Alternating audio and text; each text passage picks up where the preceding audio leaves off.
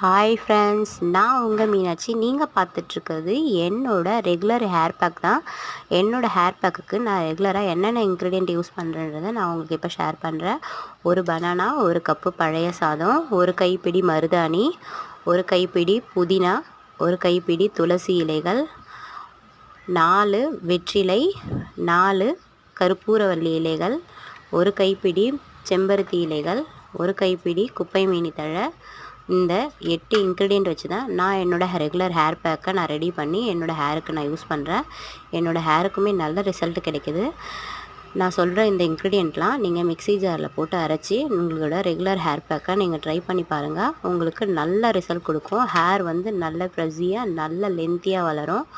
ரியலாக என்னோடய ஹேரை பற்றி நான் உங்களுக்கு தினமும் அப்டேட் கொடுக்குறேன். Share and subscribe friends, please all.